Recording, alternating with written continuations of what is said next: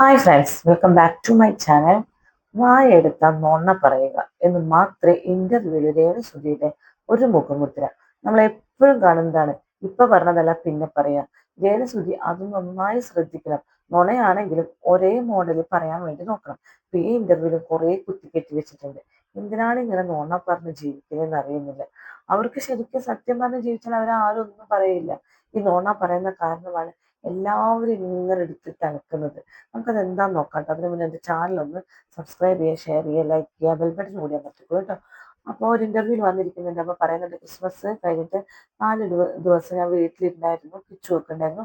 ഞങ്ങൾ 4 ദിവസം അടിച്ചു പൊളിച്ചു. ആ സമയത്താണ് കിച്ചു എത്ര വളർന്നു, കിച്ചുവിന് എത്ര മീശ വന്നു, അതുപോലെ തന്നെ ഋതപ്പൻ എത്ര വളർന്നു, ഋതപ്പൻ ഹൈറ്റ് വെച്ചിട്ടുണ്ട്. ഇതൊക്കെ എനിക്ക് മനസ്സിലായത് അപ്പോഴാണ്.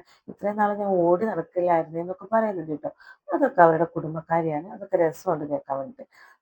പിന്നെ പറയുന്നതാണ് രസമില്ലാത്തത്. അതായത് മറ്റുള്ളവർക്ക് റീച്ച് കിട്ടാൻ വേണ്ടി, നിങ്ങൾക്ക് എല്ലാവർക്കും റീച്ച് കിട്ടണമെങ്കിൽ എന്നെ നിങ്ങൾ തന്തയ്ക്ക് വിളിച്ചോളൂ, തള്ളയ്ക്ക് വിളിച്ചോളൂ, അവിഹിതം പറഞ്ഞോളൂ, ഗർഭം പറഞ്ഞോളൂ, അപ്പൊ നിങ്ങൾക്ക് റീച്ച് കിട്ടും. റീച്ച് കിട്ടാൻ ആകെ ഒരേ ഒരു ഗുളികയുള്ള രേണുസുധി എന്നാണ് രേണുസുധി തന്നെ പറയുന്നത്.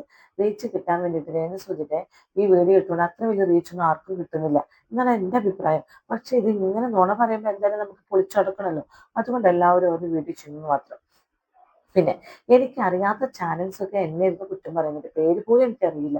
ഏതൊക്കെയോ ചാനൽ എന്നെ കുറ്റം പറയുന്നു. രേണുസുതി പറയുന്നു ക്രിസ്തുമസിനെ കഴിക്കും, അതേ കസിൻസിന്റെ ഒപ്പൊക്കെ കഴിക്കുന്നത് ഞാൻ ആദ്യമേ പറഞ്ഞിട്ടുണ്ട്. പിന്നെ സുധിച്ചേട്ടൻ്റെ ഒപ്പം ഞങ്ങൾ കഴിക്കാറുണ്ട്. ഞാൻ അത് വെച്ച് ഞാൻ തികഞ്ഞൊരു മദ്യപാനിയൊന്നും അല്ല കേട്ടോ. ക്രിസ്തുമസിന്, ഓണത്തിന്, ന്യൂ ഇയറിനൊക്കെ അടിക്കാത്ത പെണ്ണുങ്ങൾ ഏതാ ഉള്ളത് എന്നുള്ള രേണുസുതി ചോദിക്കുന്നത്. ഞങ്ങളൊന്നും അടിക്കാറില്ല രേണുസുതി. അങ്ങനെയുള്ള പെണ്ണുങ്ങൾ ഇല്ല എന്നുള്ള ലെവലിലാണ് രേണുസുതി സംസാരിക്കുന്നത്. ഏതെങ്കിലുമൊക്കെ ക്രിസ്തുമസിനോ ഓണത്തിനോ അല്ലെങ്കിൽ ന്യൂ ഇയറിനോ അടിക്കാത്ത പെണ്ണുങ്ങൾ അധികം പേരൊന്നും ഇല്ല എന്നാണ് എനിക്കറിയാൻ കഴിഞ്ഞത് എന്ന് രേണുസുതി പറയുന്നു. പക്ഷേ അത് രേണുസുതിയുടെ തെറ്റിദ്ധാരണയാണ്. പെണ്ണുങ്ങൾ അങ്ങനെ അടിക്കുന്നത് ഉണ്ടാവാതിരിക്കാം, അപൂർവം പെണ്ണുങ്ങളൊക്കെ അടിക്കുന്നുണ്ടായിരിക്കാം. അത് സ്വന്തം പൈസക്ക് തന്നെ കേട്ടോ അടിക്കണത്. നിങ്ങളുടെ പോലെ അല്ല അടിക്കുന്നത്. രേണുസുതിയും സുധിച്ചേട്ടനൊക്കെ അടിച്ചിരുന്നത് എങ്ങനെയായിരുന്നു എന്ന് ഞങ്ങൾ ഒരുപാട് വീഡിയോസും വോയിസുകളും കേട്ടിട്ടുണ്ട്. ഓരോരുത്തരുടെ അടുത്ത് ഞങ്ങൾ കാശ് ചോദിച്ചുകൊണ്ട് 4000, 5000, 10,000 ചോദിച്ചുകൊണ്ട് ആ പൈസ മേടിച്ചുകൊണ്ട് നിങ്ങൾ കുറെ അടിക്കുകയും അതുപോലെ തന്നെ കുറെ നിങ്ങൾ ദൂർത്തടിക്കുകയും ചെയ്ത കഥകളൊക്കെ നമുക്കറിയാം. അപ്പോൾ ആ കാര്യം നമുക്ക് പറയാതിരിക്കുകയായിരിക്കും നല്ലത്. പിന്നെ ഇന്റർവ്യൂവർ പറയുന്നുണ്ട്, നിങ്ങളൊരു മാജിക് എന്തോ ഒരു പേര് പറയുന്നത്, നമുക്ക് ഇതിനെക്കുറിച്ച് പേരൊന്നും അറിയില്ല, അതൊന്നും അടിക്കുന്നു പറഞ്ഞിരുന്നല്ലോ.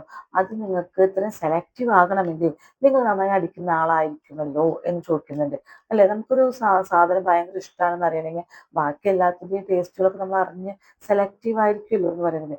അപ്പൊ രേണുസുതി പറയാം, അങ്ങനെയൊന്നുമല്ല, ഞങ്ങൾക്ക് സുധിച്ചിട്ടുള്ളപ്പോൾ ഞാൻ അടിക്കാറുണ്ട്, അതുകൊണ്ട് എനിക്കത് അറിയാം, അതിന് ടേസ്റ്റ് അറിയാം, അതുകൊണ്ടാണെന്ന് പറയുന്നുണ്ട്. പിന്നെ കളിയാക്കിക്കൊണ്ട് ഒരു ഗ്ലാസ്സിൽ കുറച്ച് വെള്ളമൊക്കെ എടുത്ത് സുധിച്ചേട്ടാ ചിയേഴ്സ് എന്നൊക്കെ പറഞ്ഞ് ഇങ്ങനെ അടിക്കുന്നുണ്ട് കേട്ടോ. അതൊക്കെ കളിയാക്കിക്കൊണ്ടാണ്.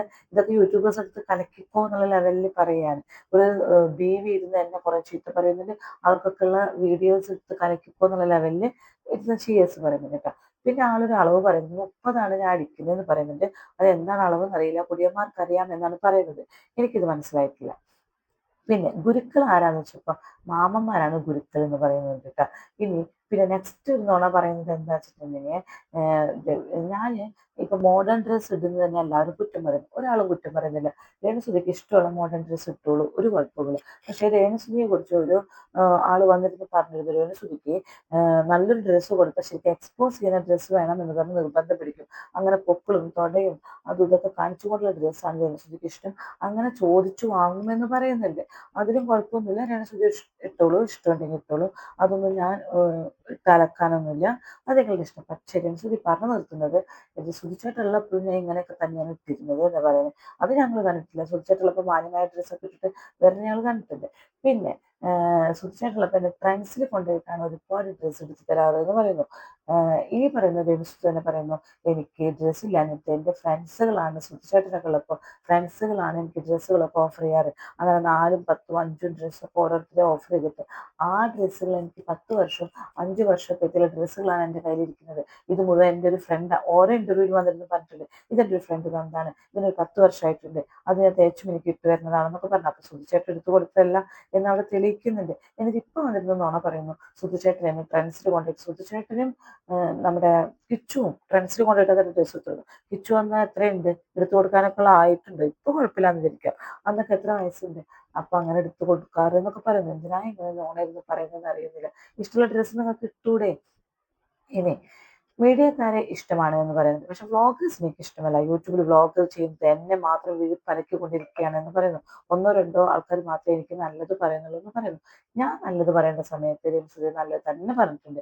രേണുസുതി ഇമാതിരി പൊട്ടത്തരം പറയുമ്പോൾ അത് ഞാൻ എടുത്ത് അലക്കിയിട്ടുമുണ്ട്. രേണുസുതി എൻ്റെ അടിയിലത്തെ ഇതൊക്കെ കണ്ടാ അറിയാം, എൻ്റെ എല്ലാ വീഡിയോസും കണ്ടറിയാം. രേണുസുതി ഒരുപാട് ഞാൻ നല്ലത് പറഞ്ഞിട്ടുണ്ട്. ഇനിയിപ്പോൾ രേണുസുതി ഏപ്രിൽ UK പോകാന്ന് പറഞ്ഞ് പോട്ടെ, നന്നായി വരട്ടെ.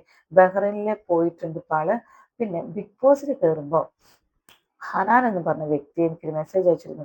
എന്തുണ്ട് വിശേഷം എന്നൊക്കെ ചോദിച്ചിട്ട്, ഒരാഴ്ച മുന്നാണ് കേട്ടോ. അപ്പൊ ഞാൻ കുഴപ്പമൊന്നുമില്ല നന്നായി പോകുന്നു എന്നൊക്കെ പറഞ്ഞ് മെസ്സേജ് അയച്ചു. പക്ഷെ ബിഗ് ബോസ് കഴിഞ്ഞ് ഞാൻ ഇറങ്ങി വന്നപ്പോൾ ഈ ഹനാൻ തന്നെ വലിയൊരു വിവാദമാക്കി മാറ്റിയിരിക്കുന്നു. എനിക്ക് 21 വയസ്സുകാരനായിട്ട് പ്രേമം കൊണ്ട് അവൻ എന്നെ അവിടേക്ക് കൊണ്ടുപോയിട്ട് വൃത്തികേടൊക്കെ ചെയ്തിട്ടുണ്ട്, എനിക്ക് ഗർഭമുണ്ടായിട്ടുണ്ട് എന്നൊക്കെ പറയുന്നു. ഏതാണ് 21 വയസ്സുകാരൻ എന്ന് കാണിച്ചു തരട്ടെ അവള്. എനിക്കറിയില്ല, ഞാനായിട്ട് കാണിച്ചു തരില്ല. എനിക്ക് 21 വയസ്സുകാരൻ ഉണ്ടെങ്കിൽ എനിക്ക് മനസ്സില്ല കാണിച്ചു തരാൻ വേണ്ടിയിട്ട് എന്നൊരു സുധി പറയുന്നുണ്ട്. പിന്നെ ഞാൻ ബിഗ് ബോസിന് ഇറങ്ങി വന്നപ്പോൾ ഭയങ്കര വിവാദം. ഈ ഹനാൻ പറഞ്ഞ വിവാദം എന്തുകൊണ്ടാണ് അവരുടെ മനസ്സ് മാറിയത്? ഫ്രണ്ട്സ് ആയിരുന്നിട്ട് ബാക്കിൽ കൂടെ വന്ന് തന്നെ അടിക്കുകയാണ് ചെയ്തത് എന്നൊക്കെ പറഞ്ഞു. അത് എന്തുകൊണ്ടാണെന്ന് എനിക്കും അറിയില്ല. ഹനാനായിട്ട് നല്ല സ്നേഹത്തിലായിരുന്നെങ്കിൽ പിന്നെ പെട്ടെന്ന് എന്തുകൊണ്ട് ഇങ്ങനെ പറഞ്ഞു, അതിന്റെ കാര്യം നമുക്കറിയില്ല കേട്ടോ. അതൊക്കെ വെറുതെ അവരുടെ ഊഹാപോഹങ്ങളാണ്.